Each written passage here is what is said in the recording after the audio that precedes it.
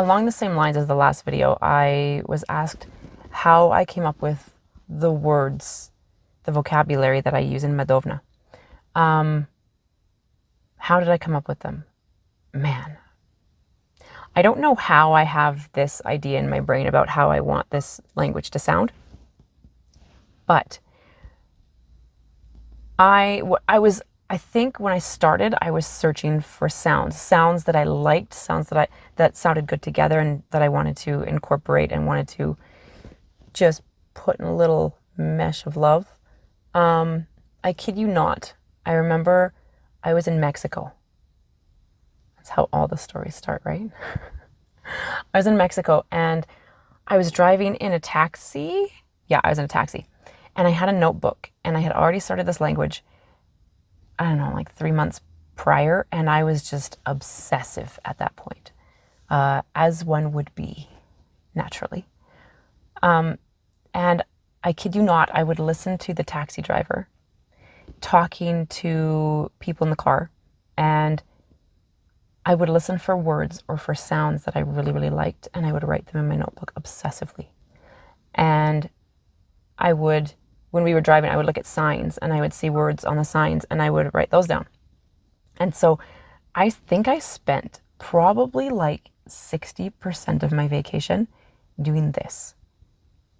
And then at the end of the day, I would sit there and I would like look at the words and I'd be like, I don't really like that too much, cross it out.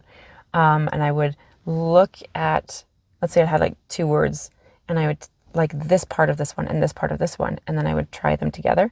And if they didn't look good or sound good, then I would do, like, I would basically just like take all these sounds and I would puzzle them together and see what sounded good together and what didn't. And Google Translate. I would, if I have to come up with a word sometimes, I will stick a word in English, like something similar to the word I'm trying to find. I'd put it in Google Translate, translate it into a variety of different languages, find one that sounded good.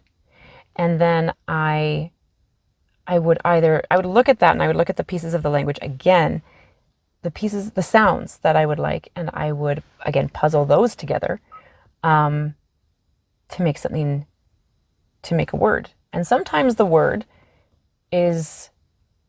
translation is similar-ish to that originating word, and sometimes it's not. It just depends on what I'm trying to do, if I'm trying to like connect words together or not.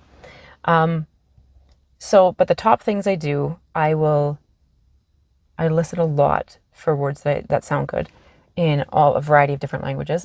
Google Translate, dictionaries. Dictionaries were my favorite thing ever. I had like mini, like pocket dictionaries for like 20 different languages.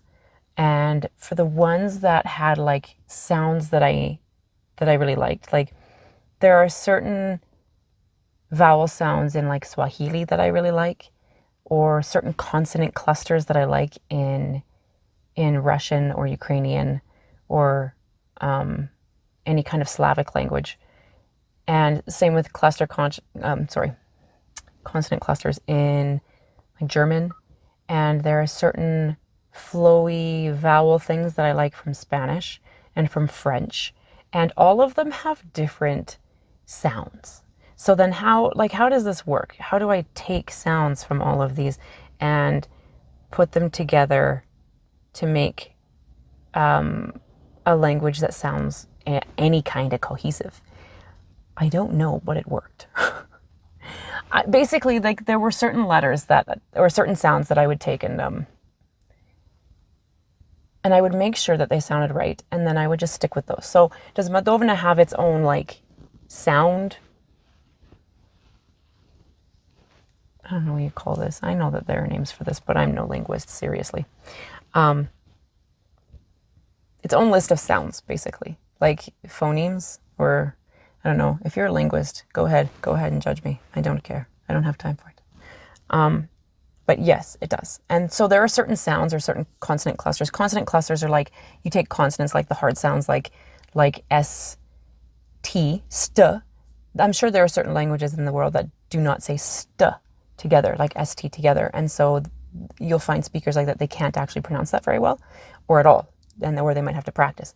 And so there are certain consonant clusters that are in Madovna that you will not find in English, and there are certain consonant clusters that you'll find in English that you will not find in Madovna or in all these other languages. So really, I do not discriminate when it comes to languages. If it sounds good, it sounds good. If it sounds bad, I'm not discriminating. I just don't like it for Madovna. And eventually, Madovna just basically, I was building it, and then suddenly it came to the point where it became its own thing. And so now, like, I don't look at other languages as much, although I will. Like, I will still look in dictionaries for some kind of influence or inspiration of some sort. But that's basically it. Yeah. I mean, sounds like I spend my time doing really fun things. If you have any comments on that, or if you want to make fun of me, Koreans, or whoever else I mentioned, linguists, if you guys want to make fun of me in the comments, be my guest, because I will just be here building a language and talking about it, and you will be listening because I said please. See you next time.